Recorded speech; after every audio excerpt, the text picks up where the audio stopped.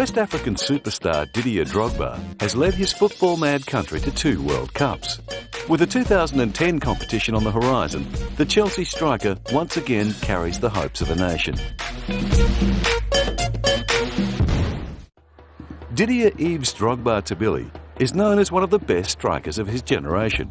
Captain and all-time top scorer for Côte d'Ivoire, Didier is playing the best football of his career, but it hasn't been the easiest of rides.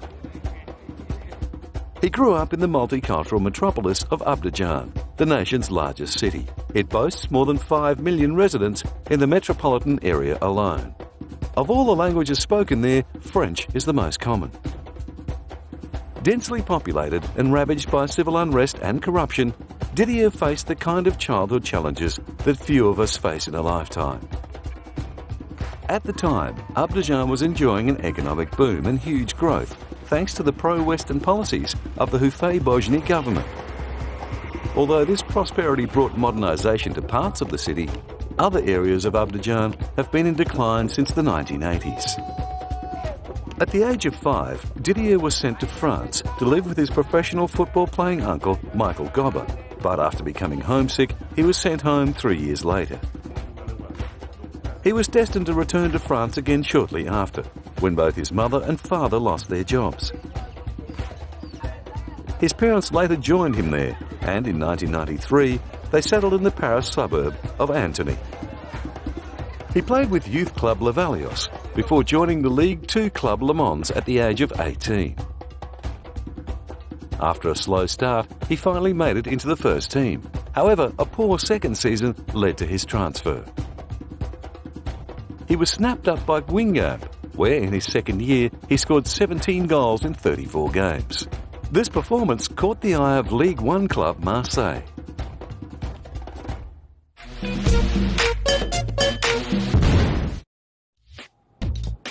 Didier Drogba was transferred to Marseille in the summer of 2003. He joined the Mediterranean city at the perfect time, with the formerly dominant club looking to reclaim their rightful spot at the top of League One. Didier thrived under the pressure. In his first and only season with the French club, he scored 32 goals, including 11 goals in Europe. Thanks to his golden strikes, Marseille qualified for the UEFA Cup final. But sadly, a hip injury had put him in doubt for the clash. Ça va très bien. Drogba will be playing. On a mis du temps à le soigner, mais finalement tout va très bien. It's taken us a while to get him on his feet. Et on espère que I hope his presence will give us the opportunity to win. Le maximum de chances pour vaincre contre cette équipe de Valence. Even with Didier in the game, rivals Valencia would be tough to beat. With their 14-match unbeaten streak, they were the clear favourites. Although Marseille had their chances to take the lead, it was Valencia who scored first after a match-altering penalty, which saw the French club's goalkeeper sent off. With Marseille one man down, Valencia dominated the second half and won the UEFA Cup 2-0. Despite losing the UEFA Cup, Didier's stellar season in League One caught the eye of Russian billionaire and Chelsea owner Roman Abramovich.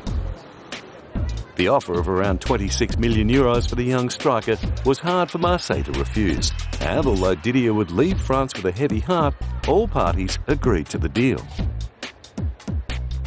After only 1 year in top-tier football, he crossed the channel and set about repeating his League One form in one of the most prestigious football competitions around the globe, the English Premier League.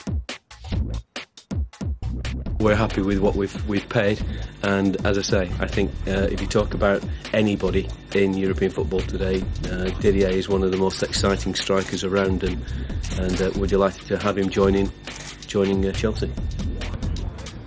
The Chelsea's management had a lot of faith in the almost unknown African. Well, I think his record speaks for himself.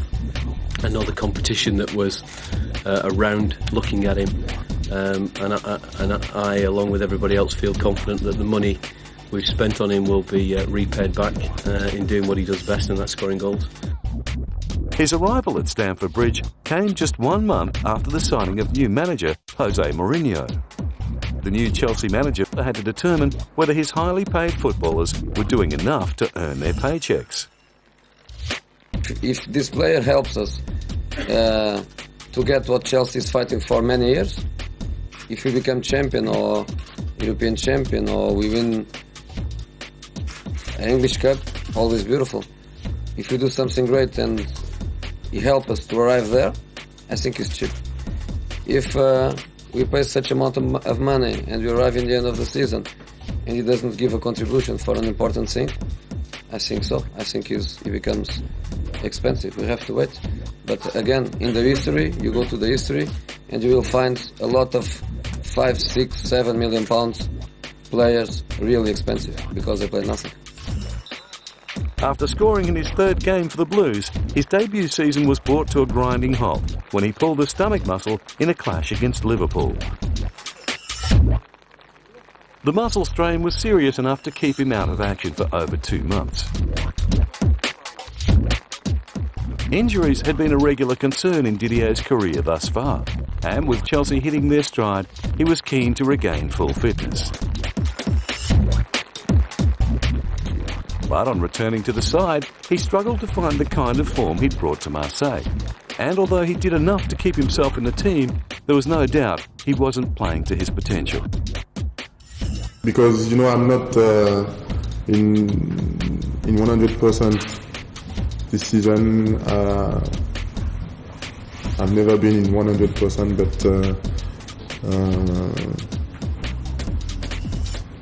but I know that if I'm in 70%, I will give 100% or 70%. So I think 2 days ago I've done it, so I'm quite happy. Yeah. Despite Didier's lacklustre playing, Chelsea continued to thrive under the management of Mourinho and hit a dream run of consecutive wins. I think that they look very strong. They look almost uncatchable, but we all know that the Premiership is a very long championship, and anything can happen, especially when it comes to December. And there's going to be a point during the season when some of the best players, some of the best clubs are going to have they're going to slow down because they're playing so many competitions. But definitely Chelsea look very impressive because you would expect them to start a little bit slower, considering that they won last season. But they've started as if there's still a point to prove, and they've been great. So far it's going to, for what we've seen so far, it's going to be difficult for Manchester United, Liverpool, Arsenal and Tottenham to keep up with them. Chelsea's great form helped them claim their second league title in the club's history, finishing 4 games clear of second-placed Arsenal in a season where they lost just 1 EPL game. Didier finished his injury-interrupted season with 16 goals from 40 games, including a goal in the League Cup final. The seasons that followed saw Chelsea win more titles. They claimed the league title again in 2005-2006, the FA Community Shield in 2005, and the coveted FA Cup in 2006-2007. After enduring 2 mediocre seasons, Didier hit form in the 2006-2007 season, scoring 33 goals across all competitions, exceeding his tally of the previous 2 seasons combined. The 2007-2008 season saw the departure of Jose Mourinho, which reportedly left Didier in tears. His obvious distress led to speculation that he would soon follow suit. However, he later confirmed that he would be staying on at Stamford Bridge. And in a season he would no doubt like to forget, he was once again sidelined by injury. This time, he twisted his knee on the training track and missed 4 weeks. The knee injury caused him more trouble in 2008-2009, as he struggled to regain fitness and missed games from August through to November. This absence saw him lose favour with new manager Scolari. However, after Scolari's sacking in early 2009 and the temporary appointment of Guus Hiddink, Didier found himself back in the side. But it certainly wasn't to be his season. It all ended badly when Didier confronted and abused referee Tom Henning Overabo after the whistle of Chelsea's UEFA Champions League semi-final loss to Barcelona. Didier has apologized for his overreaction on television, which was not good, and we talked about that, and he apologized for that. I think apologizing is openly is, I think, a big step forward to that, and I think we have to go on. For that well-publicised display of bad behaviour, Drogba received a 4-game European ban, which was later reduced to 3 games after Chelsea lodged an appeal. On returning from the ban, Didier looked to be back to his best, scoring regularly in the first half of the 2009-2010 season and nailing 14 goals from just 16 appearances. With both Chelsea and Didier finding form, the future looks bright at Stamford Bridge. As long as the West African striker can stay injury-free, his best football years are yet to come. Playing in his 6th season with the Blues, Didier has had the best start to a season so far in his career and is on track to beat his 2006-2007 record of 33 goals.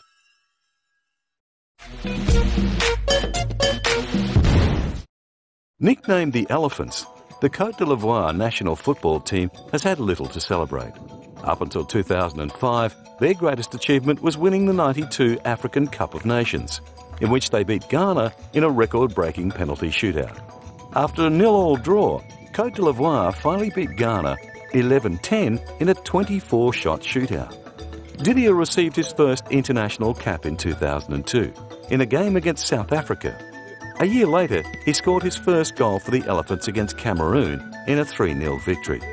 But there's no doubt that helping them qualify for the 2006 FIFA World Cup for the first time ever was his proudest moment. It's a very powerful moment in my career, and I think for everyone here. Because the World Cup is something special. Tomorrow I will be even more proud than now. I've had such a fast and amazing career. It's like a gift. In just 4 years, I came from Le Mans to the English Championship and now to the World Cup competition.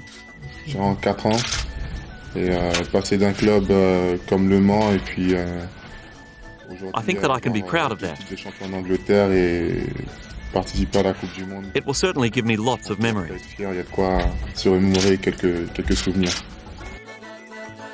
Almost overnight, Drogba became a national hero. World Cup fever swept the Ivory Coast, and many fans attributed their success solely to Didier. And with good reason.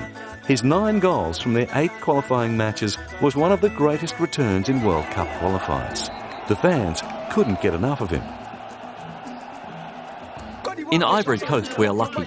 We have Drogba, Aruna and others. They play in Europe, and we have a good chance of making it, so I'm not worried. Despite Olivier's optimism, the Elephants found themselves in Group C, aka the Group of Death. Facing an uphill battle before they even got off the plane, Côte d'Ivoire played admirably in their World Cup matches. They lost 2-1 to the much-fancied Argentina and Netherlands, and won their last game 3-2 against Serbia and Montenegro. A gallant effort for any country playing in their first World Cup. With the 2010 World Cup coming up fast, Côte d'Ivoire fans once again went into a football frenzy. However, in March 2009, their over-exuberant support turned to tragedy. With around 50,000 fans packing the stands of the Houphouët-Boigny Stadium, a stampede broke out after tear gas was fired into the crowd by police. What happened on March 29th is a national tragedy. We are here now to pay our respects, and particularly so that people don't forget what happened. With outdated stadiums and poor safety regulations, stampedes and riots are a common occurrence in Africa.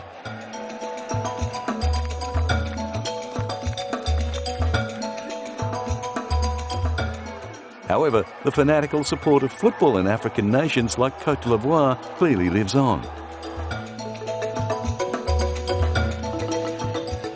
So passionate are the fans that no past troubles can eclipse the thrill of a national team win, although Didier hopes never to see a repeat of the 2009 tragedy.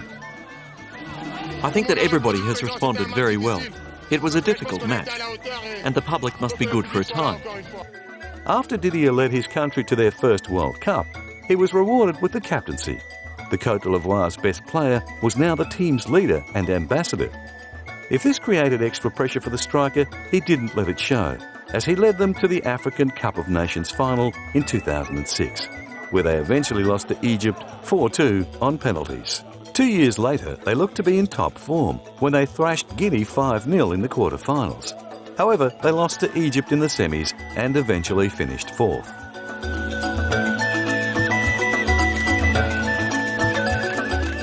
Despite the disappointing result, they could be excused for having other, more important tournaments on their mind. In the qualifiers for the 2010 FIFA World Cup, Côte d'Ivoire topped their group in the first stage of the contest without losing a game. In the final stage, they continued their run of good form, winning 5 games and drawing 1 to qualify for their second World Cup in as many tournaments. This time, they would have the chance to compete on their own continent. It would have been unforgivable not to be going to South Africa for the first World Cup on our continent. It was our objective, and the objective has been achieved. Now we have to go and defend our colours better than we did in Germany. With 1 World Cup under their belt, the Ivory Coast will go to South Africa with high expectations and lots of confidence. Last time round, they were competitive against some of the world's greatest footballing countries.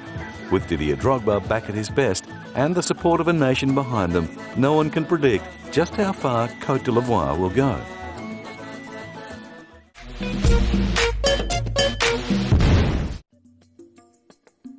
In recent years, Didier Drogba's on-field rants have portrayed a rather unflattering side to an otherwise gentle persona. Off the field, away from the heat of battle, Didier is known as a gentle family man. He and his wife Ala have 3 children. The eldest, Isaac, was born in France in 1999. Since being appointed by the UNDP as a Goodwill Ambassador in 2007, Didier has been heavily involved in charity, particularly in Africa. In 2009, he announced that he would be donating over €3 million towards the construction of a hospital in Abidjan. He'd earned the money from his contract to endorse the wares of soft drink giant Pepsi. His generosity inspired Chelsea to announce that they too would donate their signing fee towards the project. The hospital was the first project in the newly formed Didier Drogba Foundation. His work for good causes, coupled with his sublime football skills, have made him a living legend in his home country. Whenever Didier returns, he is always given a hero's welcome, and he never takes it for granted. What you have just done today, what you have been doing for years, for me, for the players, it's huge. It's huge and it's fantastic. Because of you, I find the strength every day on the field to give you the best of myself. The Didier Drogba Foundation, along with his role as Goodwill Ambassador for the United Nations Development Programme, will give Didier the opportunity to keep giving back to his fans for years to come. In 2008, he joined the ranks of many of his peers and became the subject of a book entitled Didier Drogba, Portrait of a Hero. The biography written by John McShane reveals the Chelsea striker's early struggles, his constant battle for acceptance, and the truth about his rivalry with fellow Chelsea player Shevchenko. Portrait of a Hero is a testament to the success of a footballer who didn't get a proper start in the game until he was a teenager. Didier Drogba has come a long way from the crowded streets of Abidjan. Now playing for one of the best sides in Europe, he earns around €5.8 million from football and his endorsements. His paycheck from Chelsea puts him high up in the list of football's top earners. With a contract worth €4.8 million, he's not too far behind teammate Frank Lampard.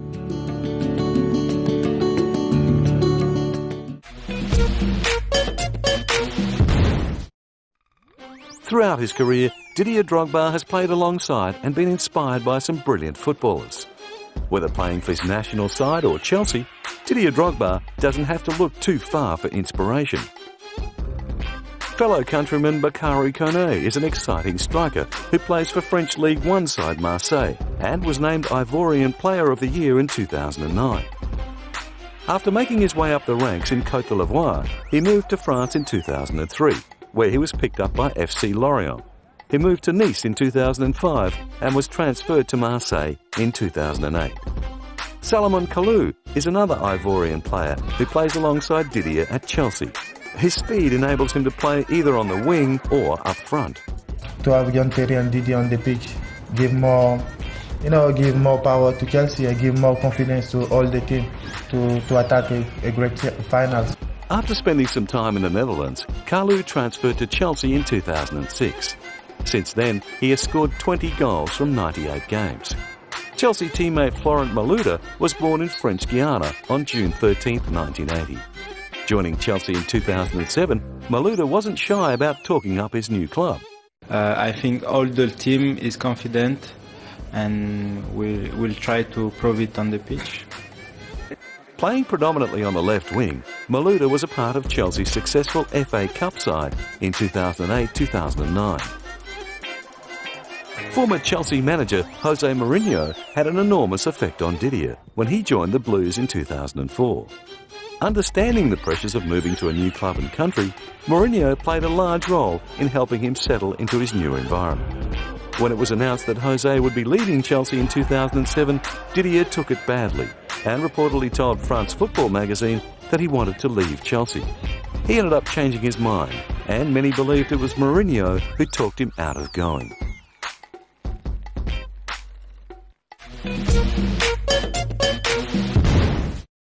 Didier Drogba and other African stars like Frédéric Kanouté and Samuel Eto'o are all finding form at the right time. Not only does this put them in contention for annual awards, it also sets them up for World Cup honours. All those strikers are doing well. They have settled into their teams, and players like Drogba, Kanouté and Samuel are really feeling confident. You see that? It's been a good year for all of them. Winning awards is nothing new to Didier Drogba. In 2006, he was named the African Footballer of the Year for his efforts in the World Cup and the African Cup of Nations. After narrowly missing out on the award in 2005, he turned the tables in 2006 and beat Samuel Eto'o by 3 points. He became the first player from Côte d'Ivoire to win the award. Until today, we didn't have any player from Ivory Coast who has won this African Golden Trophy for football. It's a good thing that Drogba has this trophy today. It's a good thing for Ivory Coast. Over the course of his career, Didier Drogba has claimed numerous personal honours that place him in elite company. He's a two-time winner of the Ivorian Footballer of the Year, as well as the Ivory Coast's all-time top scorer. Remarkably, he won the Ons d'Or and was named League One Player of the Year in 2004, in his first season of top-tier football. Having survived a few lean seasons since, Didier Drogba is starting to regain the form that saw him dominate France's League One. And with his country behind him, there's no doubt there'll be a lot of nervous defenders come the 2010 FIFA World Cup.